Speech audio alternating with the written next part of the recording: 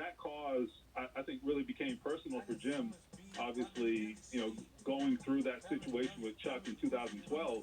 And look, they may not have their relationship may not have, or I guess their business relationship may not have ended on good terms. Obviously, he fired the guy, right? But I do think that when you talk to Chuck, he doesn't have a lot of ill will toward this organization.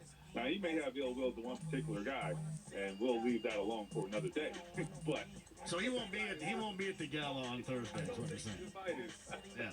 I don't think he's invited. But he doesn't have ill will toward the organization. And I don't know if you've talked to Chuck. I mean, I've talked to Chuck since he's departed, and I've never gotten the sense that he has any ill will toward the organization. It just didn't work out, And so I think both parties are, I think, really mature about this. Chuck and Jim Irsay, and that's why they can make this work. You're right; it is a really unique situation for a guy to be working for another organization and still to carry on this tradition here. So I give them a lot of credit. It's a great cause. They've raised millions of dollars. And yeah, man, kick the hell out of cancer. I'm all for that. Yeah, I'm right there with you too. And it was such a great rise. And they go to the AFC title game, and it was on schedule. And then even before, and I guess you can kind of equate this to Luck taking way too many hits, but that's, then it kind of fell apart. So you go from 0 to 60 and back down to 0 again. That's tough. I mean, that'd be tough to deal with as a coach. Yeah, I would agree. Look, here's what I'd say. Look, Chuck had a hand in it too, and that's part of the problem. I mean, so he's got to sort of bear some of the burden for that. But you're right. I mean, you wish it could have worked out, because you had a great ride. You had a team that looked like it was destined to do something. But in the end, they just didn't have enough, and they didn't do enough as coaches, as leadership of the organization to keep that thing going. And protecting that quarterback was part of that duty, and they didn't get it done. So that's why we are where we are, I suppose. Yeah, I guess that's the way to put it. That's where we are. It's amazing though to see the national input of where they have raised the bar, and it's also a little bit tough. And I'm not trying to squash anybody's great feelings about it, because it's been a long time since they've had this early great feelings before the start of the season. But at the same time, if you're at that Arrowhead game in January, you still understand how far it felt they were away. But you feel good about these additions, no question. Yeah, and look, I think, again, last year, as I said, I really feel like it was supposed to be a transition year anyway. I'm not saying it doesn't matter. Obviously, it mattered, and that loss hurt. However, they were ahead of schedule, and I think really it's the second year when you start to really feel comfortable in the schemes and the systems. The coaches understand each other. Take, for example, even just the understanding going into the draft between the scouts and the coaches understanding each other and talking the same language. That wasn't really the case last year. Now, they still had a hell of a draft, so if they do better than that, then I don't know what to tell you. But my point is, that was a challenge last year in spite of the success they had. So every little thing gets easier over time. When you've got your program going, and you've got your everyone's on the same page, I guess is what I'm getting at. So your system, offense, defense. I mean, you think this defense, you think these players, these young players, you think they're going to be better in year one or year two in the system? I mean, it's obvious, right? They should be better this year, at least better equipped to perform well. They've got to do it, but in terms of the scheme and understanding and experience, they're going to be better positioned this year. So I like their chances. They've got more going for them this year than they did last year. Are you going over there to cover that event Thursday? I just got the email today. I think I may have to go over there. Yeah, I always like catching up with Chuck, so why not? Well, stop by, because I'm going to be doing the show out there, too. I talked to him back in October, I think, and he didn't like to do it, and I wouldn't either. I mean, I don't blame him. He didn't like to discuss or get into too much detail, and really, the only stories that people haven't heard besides you and I around here are the ones where he has to go into full detail and just doesn't want to. I don't blame him. So Right. Yeah, I mean, I saw him at Reggie's get-together when Reggie went in the Ring of Honor. And Chuck came back in town for that. Now, he didn't come to the game on Sunday because that would have been awkward. But he made sure to show up at the dinner that weekend to honor Reggie. I mean, they're close and have been for a long time. And look, as I said, he was embraced by everybody at that event, and that was all Colts people. So. Yeah, I'm actually not surprised they're still keeping Chuck Strong going. I mean, it makes a lot of sense. Yeah, no doubt. Hey, always a pleasure. We'll see you out there. Just stop by and we'll have a conversation on Thursday when you're out there. All right, my man. Sounds good. To Stephen Holder of The Athletic is on the Andy Moore Automotive Group hotline. It is always good. Oh, so now, Chris, now the draft is over.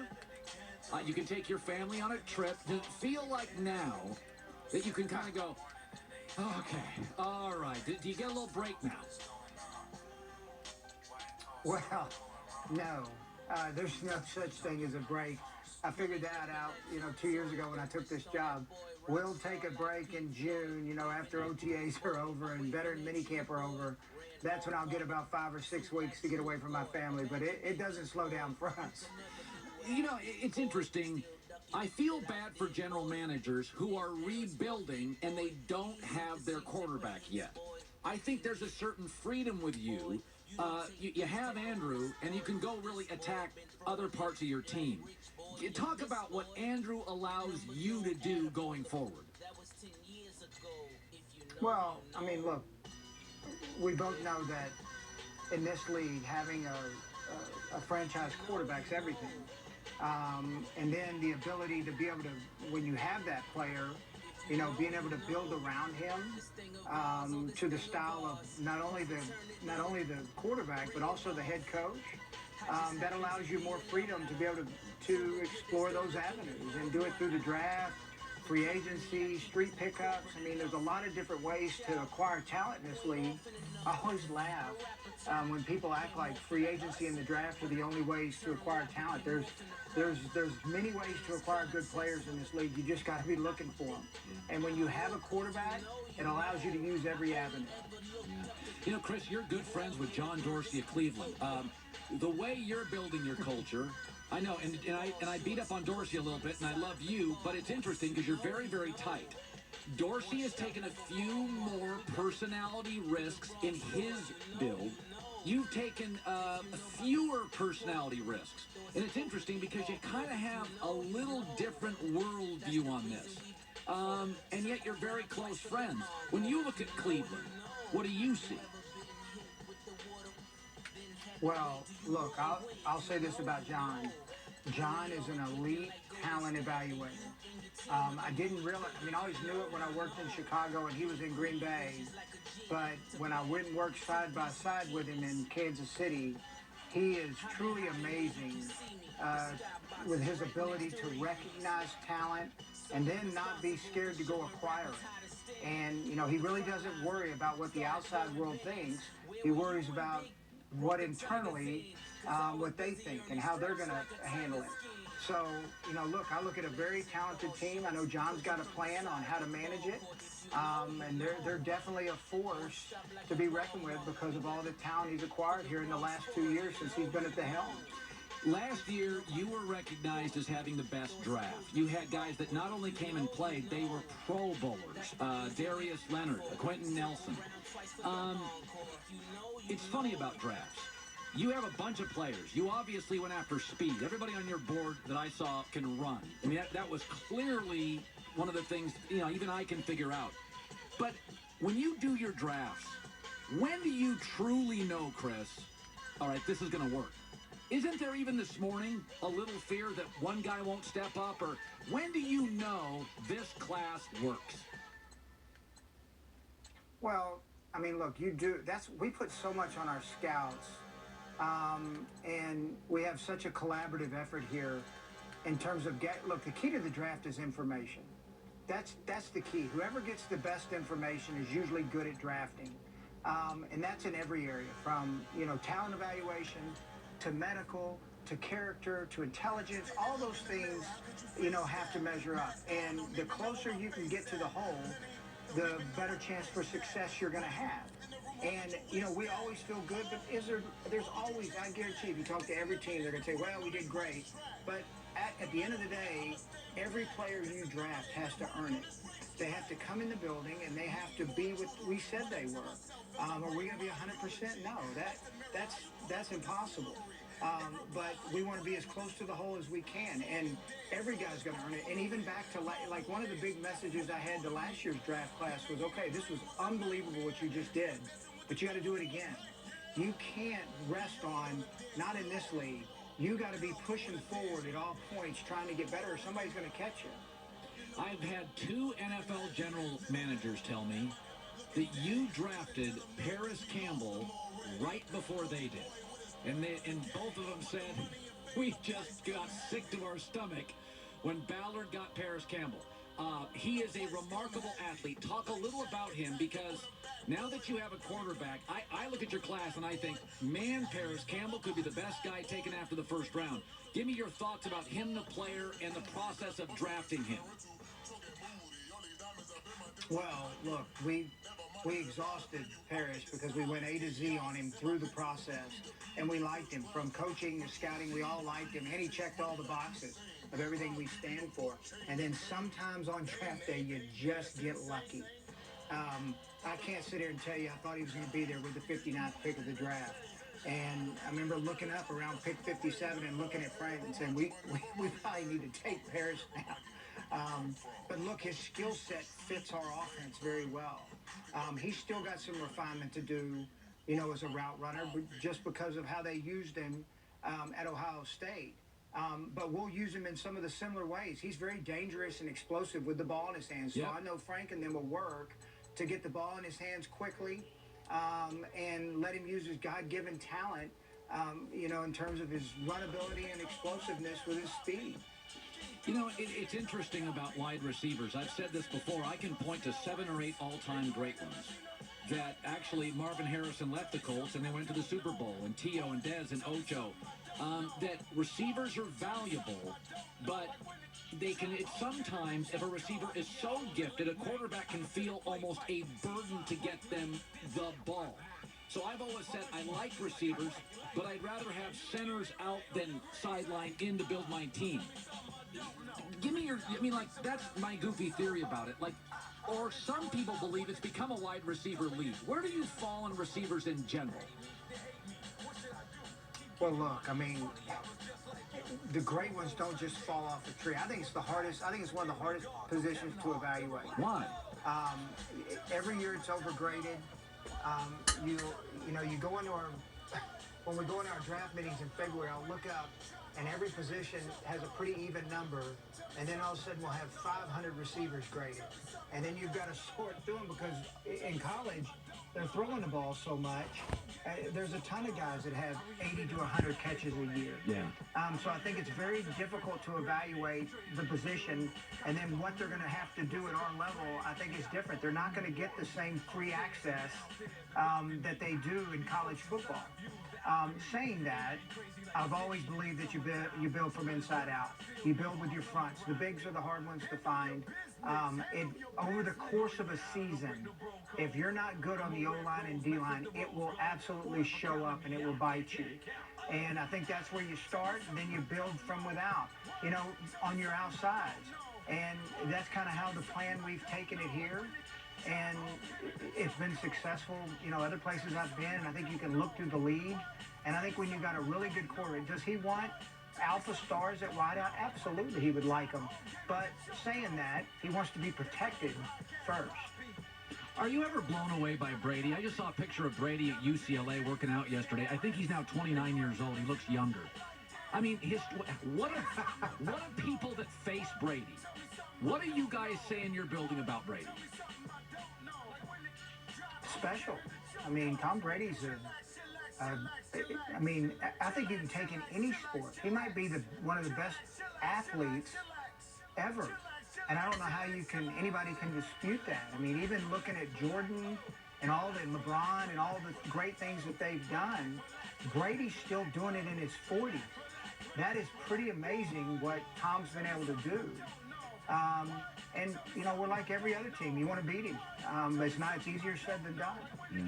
Chris, good luck to you. Executive of the Year last year. Another great draft. Most believe it's a top 5 draft again. Continued success. Thanks, man.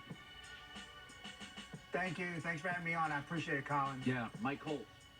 Well, they're Chris's Colts, but they're my Colts. I think my takeaway is they have traits. I think they're the next Patriots. Now, I'm not saying they're going to win 8 Super Bowls, but if they have, and I really believe this, your division is so big in football. Don't kid yourself. A lot of Nick Saban's success is the SEC had a string for about 8 years of bad coaches. Now the SEC's got more good coaches. Well, you've been on Andrew Luck for a while now, though. Love him. I think he overcame. I saw him live as sophomore at Stanford, and I told people then, I'm like, it's the best college quarterback I've ever seen since John Elway. So, yeah, it's very interesting. And you're going to go see him play, right? Yeah, they open the season in Los Angeles. Yeah, I told him I'm going to get a sideline pass. I'm going to make eye contact. You think it's funny? I'm not. If I can make some initial early eye contact and we can connect, I think that's the beginning of a relationship. You have a whole plan? Yeah, with me and Andrew Luck. Twitter buddies. No, I'm not going to run out in the field. I want a sideline pass. I want to connect this way. I think if he sees... ask for his towel or something. Yeah. What'd you say? I don't seek autographs. That's not how I roll. I just need to make eye contact, and that's when the relationship starts. A bunch of stuff. Eddie House is around the corner as well. Jerry Jones says the Cowboys are taking it to a new level.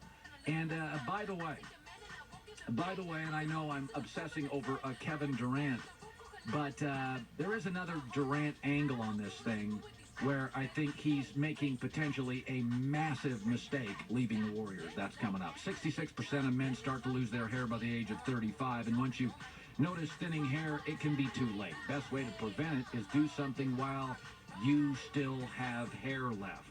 And thanks to science now, baldness is more optional. 4hims.com is that option. A one-stop shop for hair loss, skincare, sexual wellness for dudes. Created by a man who knows some guy discussions on health easier online than in person. This is not an awkward in-person doctor visit. It's not a long pharmacy line. 4Hims connects you to real doctors online, saves you time and hours, completely confidential and discreet. Couple of quick questions, doctor reviews it, and if they determine it's right for you, prescribe you medication to treat hair loss that is shipped directly to your door. Check out their website for all the safety info and details. $5 gets you in the door. All you have to do is go to 4hims.com/COLIN. Real easy. That's 4hims.com/Colin, a one-stop shop for hair loss for dudes. I love talking to the coach, Rick Ventura. I only got 2 segments with him, which I do not like. Coach, I'm going to get right to it. I want to go to Paris Campbell. Your thoughts, his addition, what does he do? What does he mean? Well, absolutely the best place to start. I would say that this has been a good offseason for the Colts. I mean, I don't think there's any question about it that the Colts, have gone from a poor roster to a good roster, and I think the 2019 offseason has made them better. I don't know if it's great yet, but it's definitely better, and I really like what they do. I think the most transformational piece potentially now is Paris Campbell. I mean, I like all the guys. I think Houston has playmaking ability. I think the draft picks all, have futures here, whether it's short or long, doesn't matter. But Campbell brings something to the game that is, as I said, absolutely transformational. He's a guy that can score touchdowns. They told me as a young coach in the NFL, when you have a lottery guy, you either take a guy that puts it in the end zone or a guy that knocks the quarterback down. And I believe that to this day. This is a kid that is absolutely phenomenal.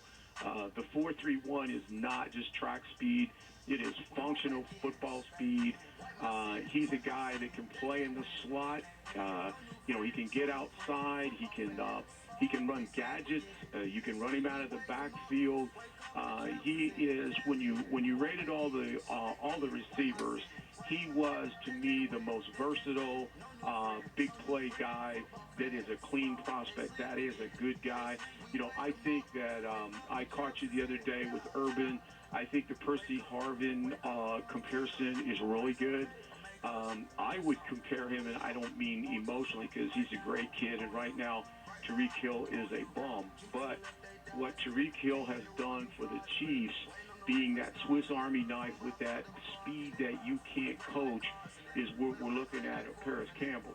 The biggest thing that I said on your show last week, and, when we talked receivers, and he was definitely one of my favorites, was that you need to have a plan for him because he isn't. The only reason he's in the second round is he isn't refined yet as a receiver, which I could care less at. That's what you get paid as a coach to do. Give me that skill, give me those traits and that kind of ability. I'll take care of refinement. And this is a kid, as I said, he to me is the most transformational pick in this offseason. Coach, let's go another direction. Spencer Ware coming along. Does he help?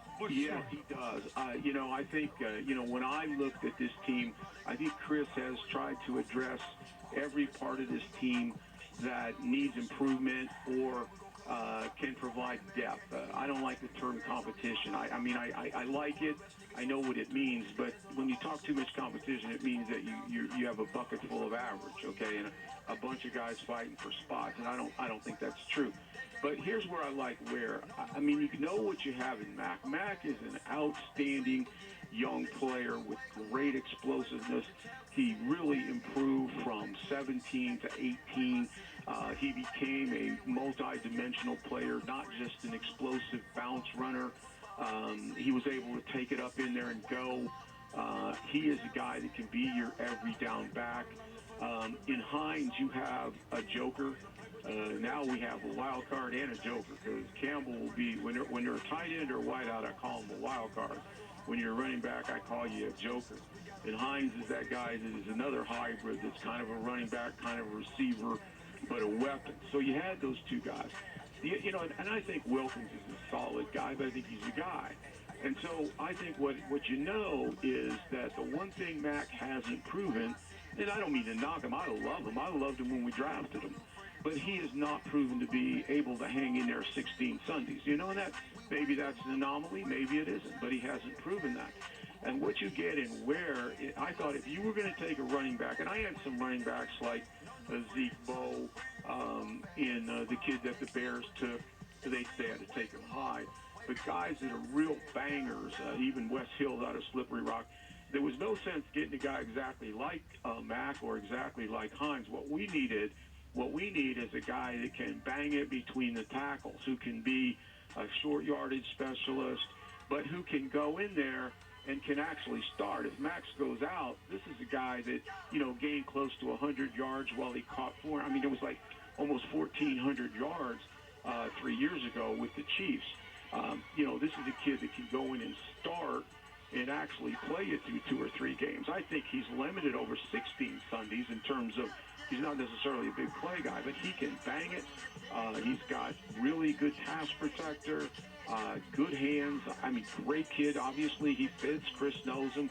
Like Houston, see, Chris knows Houston and him. When you bring in free agency, it's really important to dig into who they are, and what their makeup is. And in that sense, you've got a guy that will really know coming in here. So I think you've got a complementary piece, and you've got a guy that, if Mac goes down, can be a real functional NFL starter. Coach, all right, drafting backwards. Yeah. Thoughts? Yeah, it all depends. I've often said, Jimmy Irsay said this for years, and I believe it. The draft really comes to you. You don't go to the draft. And, basically I can go through some examples here, trading up and trading back. Trading up, you only trade up for a specific player. Like in the 4th round, we traded up spots, to get Willis. We obviously really liked Willis. We were concerned that, somebody in that range before we picked may get him. So we traded, not a lot, we didn't give up a lot, but we traded up to get a guy that we really wanted. So our focus was definitely on Willis. So, you do that. You got a guy ranked there, you really like him, so you trade up to get back. When you trade back, there's several things involved, okay? At the highest level on the first round, you look at the board and you've ranked it. You've graded everybody. You've ranked everybody 1 to 300. So if your back was to the wall and you're forced to make a selection, you have the 26th player on your draft. You have him ranked. You have it there.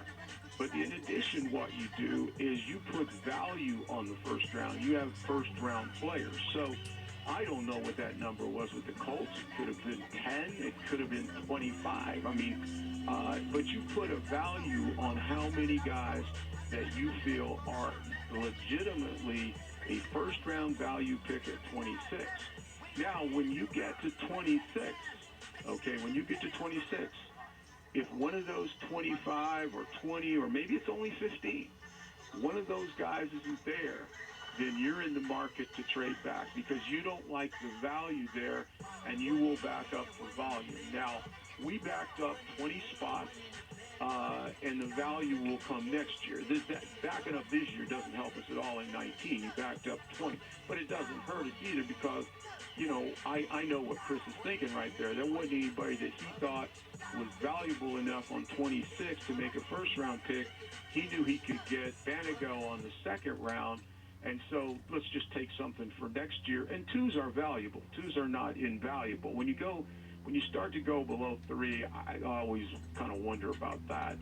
So, I mean, you make a move that way. You make a move out of there because there isn't anybody. Now, I was pretty close when we talked last week. I said to you, if you remember, there were 13 defensive players that would be top-tier guys. It would be front-loaded. They'd be in the first half of the first round, of which I didn't think any of the 13 would come to us unless it was an injury or something slipped to you that you didn't expect. Well, it was 12. 12 guys left the board. 12 guys, 12 defenders, all the rushers, all the defensive interior linemen, the two linebackers. 12 of them left the board. So the only guy that made it to 26 was Montez Sweat. Now, my thought there is and I have to believe this, if the Colts absolutely in their medical staff said Sweat cannot, he is a problem, he's way too much of a risk to take, okay, then there is nobody at 26 that you're going to lay your life down, so you back out of it. My only point going down the road is I just hope in the end that Washington isn't the smartest team in the world and the rest of us are actually right on that because that is a great football player that got picked 26. Now, again, if the other issues are there and we're right, then it's no problem at all, and it's no use, no use even crying over spilled milk. That's the decision we made, and I'm sure it was made based on empirical evidence. So, you get out of there, and then, I talked about moving up to get Willis, moving back to 46 because you don't think that 26th pick is a first-round value. You didn't cherish Tillery, Abram, and I'm fine with that. I think they were fringe number one guys, so that didn't bother me a bit, to be honest with you. Now, here's the deal. Another move that we made, it was a small move, but we moved from 46 back to 49 and recaptured a pick, and that was for Banago. And again, I think, Chris, this is the other important thing in the draft, is not only to believe in your board and believe in your draft, but you want to know the league. You got to know what everybody else needs. And he realized that he could get Banago on 49 rather than 46, so why not take something? But that takes a little projection. You got to know exactly what that other guy is going to do. So, that's really why you move up and down. It isn't the wheeling and dealing that everybody thinks about. They're methodical formulas. As a matter of fact, and I respect him for this, and I think to appreciate Ballard, and I think you really get it because you were brought up on it. I get it because I still love it. You have to understand how Major League Baseball works and how the A's were built and the Rays were built. because Ballard is a student of those financial models and those models, as I am. And I believe in him totally. If you were in the financial world, Chris Ballard would be an investment planner. He wouldn't be a day trader, if you follow what I'm saying. He would be. He's a guy that's going to take your money. He's going to make you money, but he's never going to lose sight of the long-term investment. A day trader is really like the Rams and the Eagles were in 17. And listen, day traders can make you a lot of money. I'm not knocking one or the other. I'm just defining what I see now after 3 years. I've known him forever. I've never had any doubt about his evaluation of players.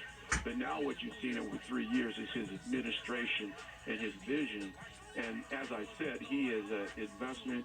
He is a lower risk financial reward down the road, not a high risk reward guy. And I think that will serve us well. Belichick is very much that way. I think that serves you well over the long haul. And again, when it comes to drafting, no matter what anybody says, and that's why I hate this grading and all that stuff. It's senseless, but it gives guys that have never been in the arena a chance to act like they're in the arena. Okay, this is a project.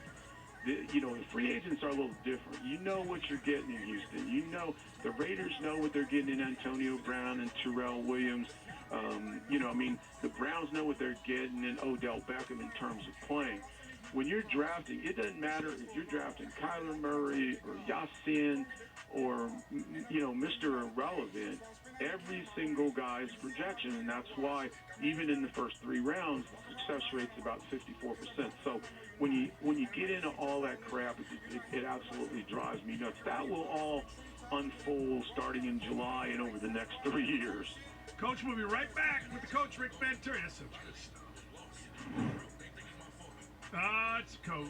I love talking to the coach because he makes sense to me. Coach, I don't have a lot of time here, which stinks because I want all the time in the world with you. But when I look at a lot of these guys, now I haven't watched them on film, but they all look a little bit the same to me, these defensive players, right? I mean, yeah, go ahead. And the thing about it is and I love it. I mean, I do this. I work so hard at it, and it's a labor of love. I really don't have to, but I treat this just as if it was my team with my own draft board, and so I have had the advantage to look it over. But there's a couple things, and you're very right to say that. There's certain things that you now are going to know after 3 years, and it's kind of predictable. But good drafters are predictable. They don't go one way this year, one way next year. Basically, when you look at Ballard, here's the things you're going to get, and you're going to get it at every position. I think it's sometimes more dramatic on defense, but you're going to get, number one, you're going to get a guy with the size for the position, and the number one thing he's always going to give you is length.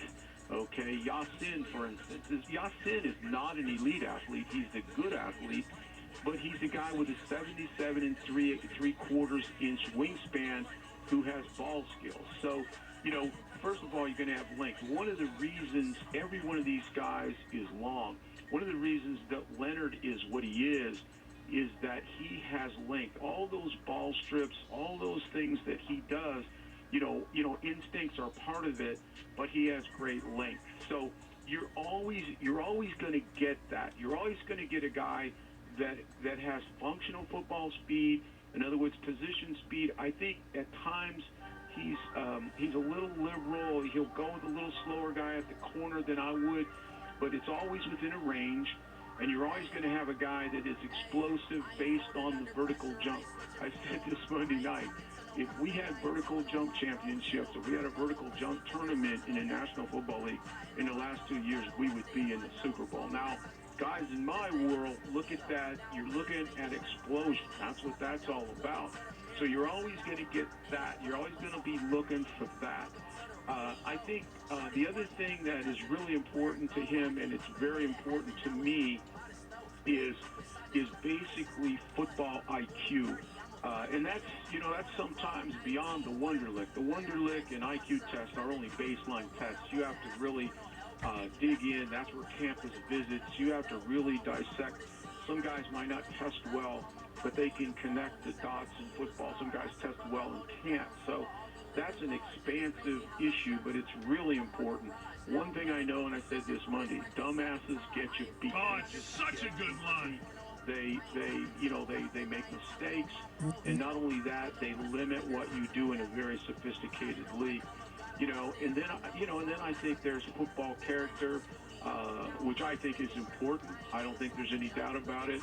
I mean, this year's team is a National Honor Society team. I don't think there's any doubt about that. We got Eagle Scouts, we got 19 captains, and I think all that certainly is important and is the trimmings if you can get it.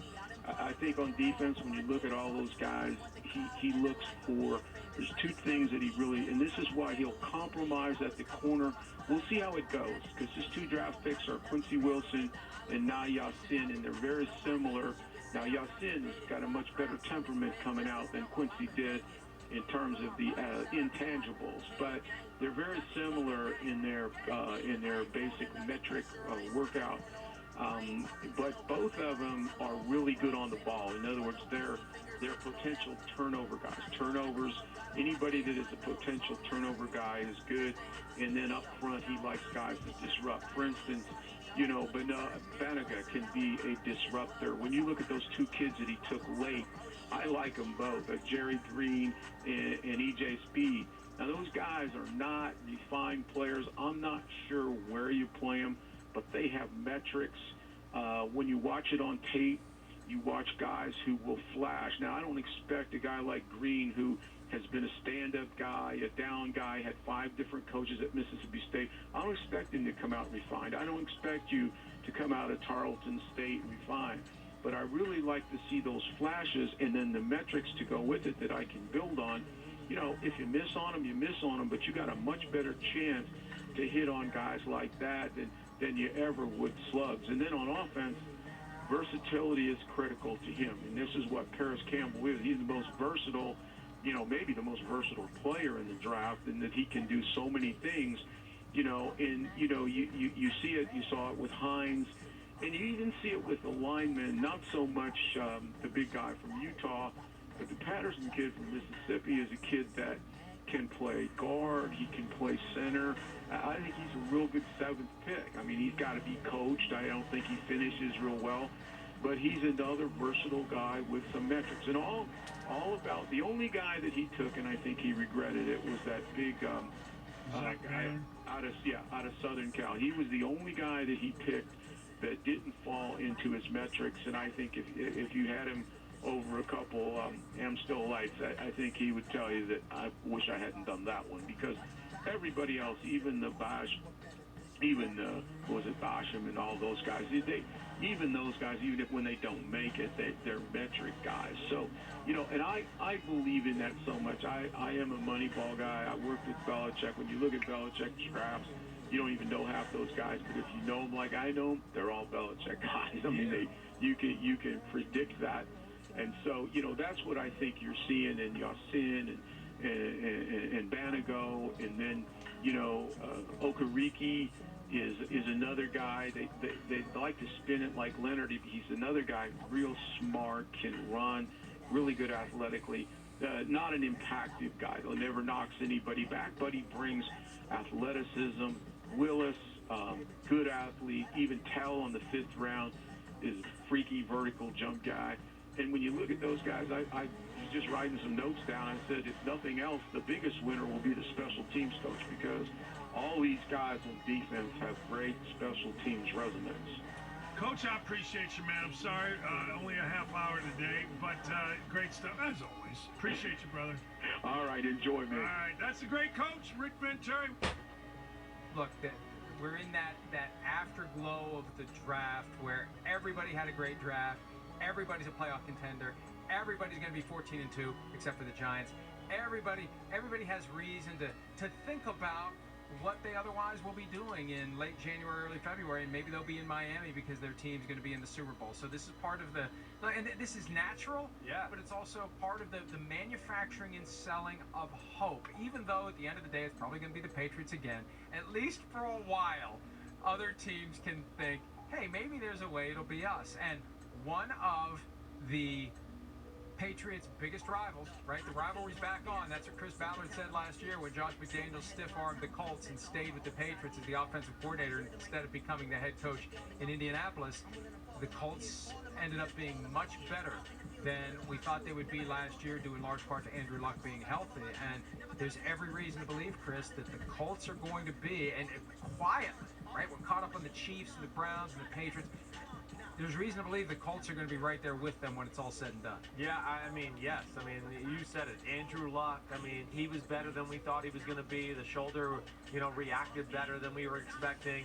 Frank Reich, we were all going, oh, I mean, can he really be a head coach? He was kind of a last-minute sign there, because Josh McDaniels backed away or backed off.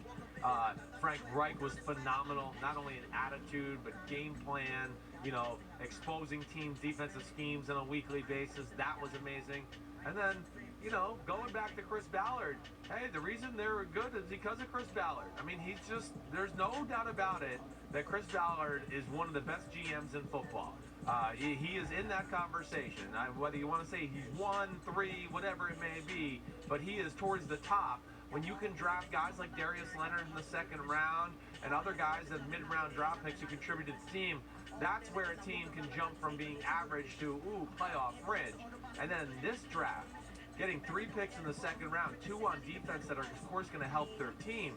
But I look at that 3rd pick in the second round, Paris Campbell, the most explosive receiver in the draft, falling all the way down to the end of the second round to go to an offense that was pretty damn loaded to begin with. Maybe could have used another weapon, but good tight end play. Got a stable of 3 running backs with Nyheim Hines, Wilkins, and Marlon Mack. And then you talk about T.Y. Hilton, Devin Funchess in the offseason, guys like Chester Rogers. And now you got a Paris Campbell guy, Mike, who I kind of compared to like a Percy Harvin coming out of college. I mean, he's a guy that can catch a little short pass and run 80 yards by everybody for a touchdown. He can catch a little speed sweep or a reverse and turn the corner and take it 80 yards to the house. So this offense has a little bit of everything, and they are going to be scary. Yeah, and, you mentioned Chris Ballard as one of the top GMs in the NFL, and I think he is humble enough and self-aware enough that he would say you can't put him in that conversation until he has a pelt on the wall or a pellet on the horse, as you would say. Yes. And I think he'd be fine with that, because why do you want to exhale before you're at the top of the mountain? And you're not at the top of the mountain until you win a Super Bowl. And he's got an owner who keeps promising Super Bowls and has set the standard at 3 in a row. Not just get 1, but 3 consecutively. That's the way that you are judged as one of the best teams of all time. And look, the Colts got a long way to go to get 1, but they're moving in the right direction. Remember when Ballard was with us last year at the league meetings, we asked him how long it would take to really turn this thing around, and he said it's going to take 2 drafts. Well, 1 draft is all it took. Yeah. If you're going to get 2 All-Pros every draft, you're going to have a dominant team sooner rather than later. Yeah, no, you're exactly right. And that's the beauty of Ballard, is he does seem to find, the correct value and matching it up with, where the value on his board is as far as how good these football players. He doesn't overdraft. He has complete confidence in his ability to evaluate players to go, oh, okay, yeah, I'll pass up this end of the first round pick. There's nobody there that really strikes a need for our team or has a high value. We feel like we can trade down and accumulate more picks, and I can find a guy maybe just as good as the guy that's going to be drafted at the end of the first round, or the value might just be minutely different to where he feels good about it taking it 30 spots later, whatever it is. But that's the beauty of a good football team, is being able to find guys like that on a consistent basis. Ballard's awesome that way.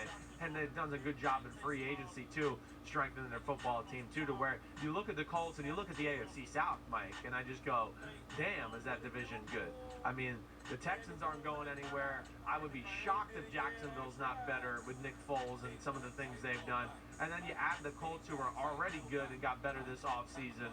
And yes, the Tennessee Titans, I just go, who gets out of that division right now? Because it's pretty damn stacked.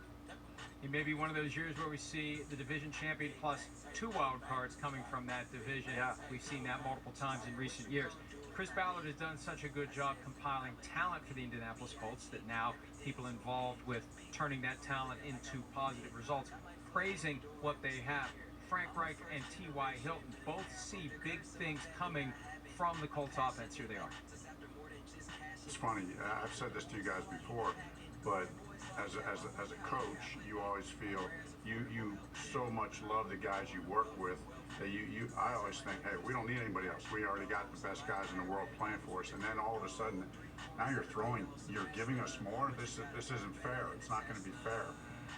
And then you get a guy that runs 4-3-1, and you just say it's going to be fun to see these guys work together. With his offense, it's going to be scary, you know. The offensive line, it starts with them. And they're doing a tremendous job up front, giving Andrew time, giving quarterbacks time, and then the running backs make it go, and the tight end and receiver. We just out there having fun.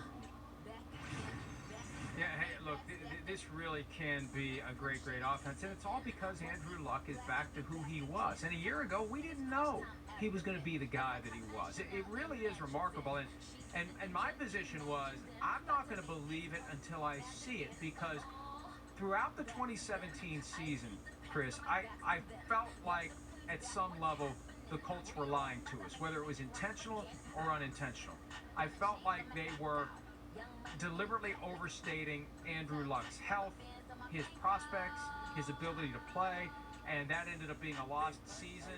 And remember last year, it was in June, he was still not throwing a full-sized NFL football. Exactly. So there was reason to be concerned, and it's remarkable what he's done to turn his career around and get back to being one of the best quarterbacks in the NFL. And as long as you have him playing at that level, this Colts team needs to be taken seriously. Yeah, they do. They're legit because, you know, as we've seen too many times in Andrew Luck's career, they're within striking distance in the fourth quarter. Watch out. My money's on Andrew Luck in those situations. He delivers more times than not. And, yeah, there's a lot of things to like. Hey, the biggest thing, and T.Y. Hilton said it there, and, you know, the reason Andrew Luck got to continue to get better as the year went on is, damn, Jim Irsay. I mean, come on. He built the wall, Mike. It's the best wall we've ever seen, Mike. It's the greatest wall money can buy. The big blue wall. I had to say it. I don't know what you're talking about. I don't know what you're talking about. Yeah, I'm not familiar with any of that. Oh, great. Well, the walls are popular in conversation in our country. Okay, that's just legit. I don't know what rock you've been under. I thought it was slats. Oh. They built slats. Hey, they got 5 strong slats there. I know that in Indianapolis. They're secured. We lose sight of that, though. You know, and even at a time where we recognize that quarterback is the most important aspect of a team, and the second most important is getting to the quarterback from the defensive side, we continue to gloss over. And it's the way it's always been with football. And I don't know why that is. But those 5 guys, tackle to tackle, who are responsible for opening running lanes, responsible for keeping the quarterback upright, and doing all sorts of complicated movements together in certain types of offenses, they just get taken for granted. And they only get noticed when they stink. When they're good, it's someone else who gets the praise. But we really need to appreciate what they put together. The Quentin Nelson pick last year was masterful because not only does he come in with a high degree of ability, he sets the tone for the other guys. And you need that guy who becomes the alpha dog among the offensive linemen.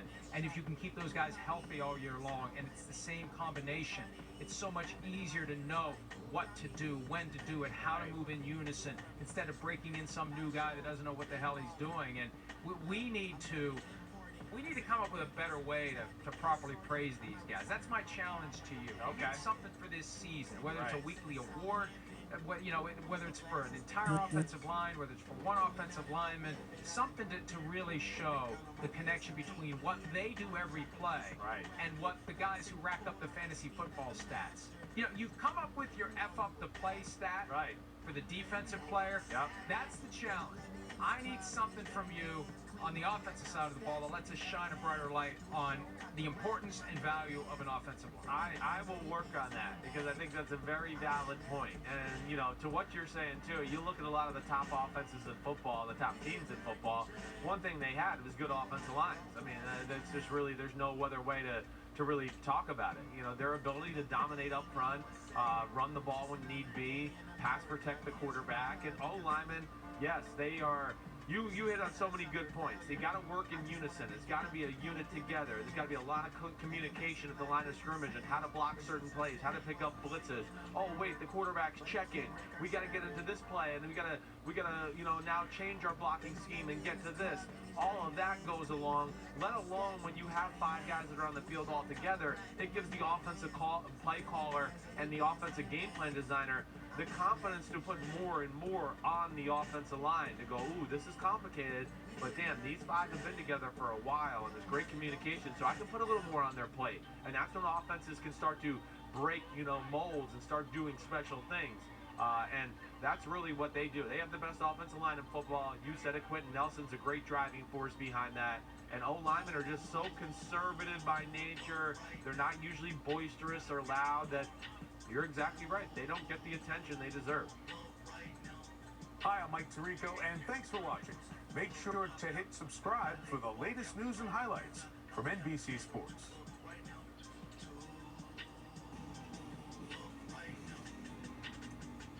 And the number 1 pick is in, coming to us from Barton Simmons from 24/7 Sports. He's the director of scouting there. The Arizona Cardinals stay in the number 1 position, and they select Kyler Murray, quarterback, Oklahoma, the Heisman Trophy winner. And Pete Prisco, I know you're not a fan of this. In your latest mock drafts, you have him sliding all the way to 3, 4, maybe even 5.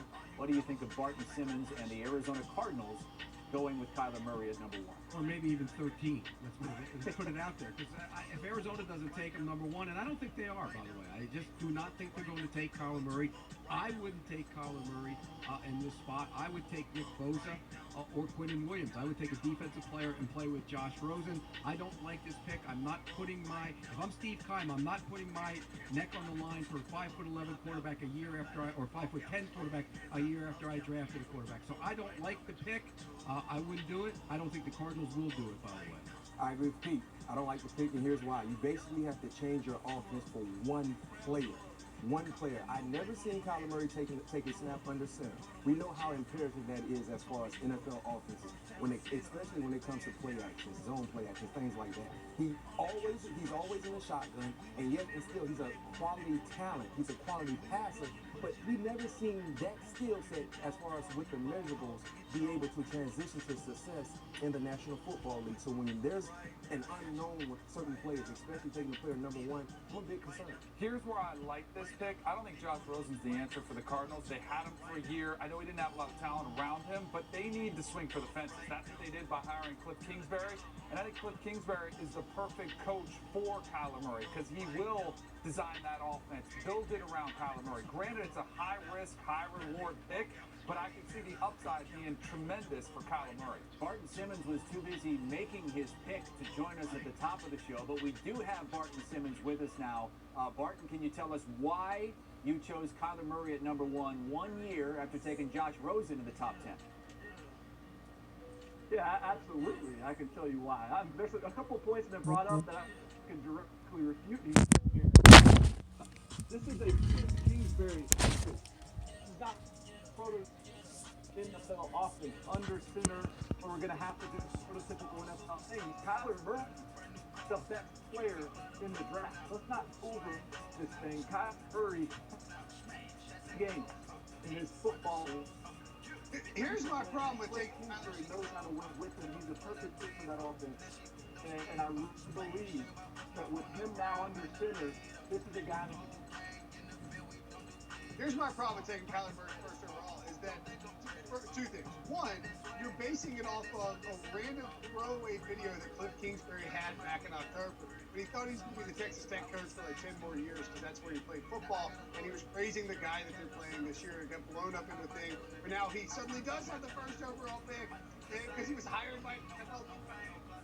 And I think one of the things that I think you have to consider, too, as much as Kingsbury might be, as good as Kyler Murray might be, is Kyler Murray plus a 3rd or 2nd round pick better value overall than Nick Bosa and Josh Rosen? I don't think the answer is yes. I don't think that, as you pointed out, you can properly evaluate Josh Rosen based on what he did last year with that offensive line, with that lack of weapons. Larry Fitzgerald's a Hall of Famer, but the dude, he's older right now. Christian Kirk was a rookie and he got hurt. They just didn't have to help him out. And it's unfair. I think if you look at what Josh Rosen did last season, you can find plenty of instances where he looked like a player who could become a franchise quarterback. I think you have to ride it out, let him work in the air raid system, improve the weapons around him, and get a defensive player and try to win some games this year. The mock Kyler Murray era in Arizona off to a terrible start because the dude that drafted him, Barton Simmons, has dropped off the line with us.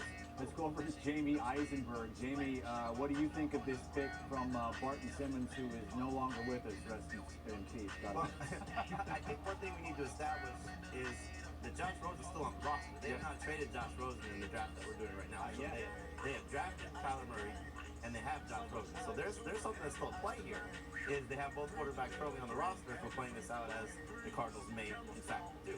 So we can get to the NFL draft actually still having Rosen and Murray for a short period of time, technically as teammates. Now, obviously, that's going to be something they have to work out because I don't think you're going to go to the season or training camp or in the next OTAs with both these guys on the roster. So it's going to be interesting to see how that all plays out and what they in fact do with that.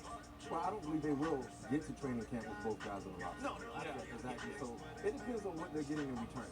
Granted, this is a high-risk reward situation. Danny hit on that. Many people believe Kyler Murray is more ideal for the offense that they will run. So we just have to wait and see how this all pans out, because you better believe wherever Josh Rosen lands, he's going to try to prove all the naysayers wrong, especially the Cardinals. Here's the thing, Kyler Murray is one of the best players in this draft class, but he doesn't make the Cardinals better because they're using a pick on a quarterback when they just took a quarterback 10th overall. But when you're a terrible football team coming off a terrible season, it makes sense to build around that quarterback. He had no one protecting him. Steve Wilkes couldn't figure out how to use David Johnson, which is a red flag in and of itself. And I think that if you build around Josh Rosen, who, by the way, showed up at these OTA workouts, no one does that when they're getting fired. He's there. He's not really saying much.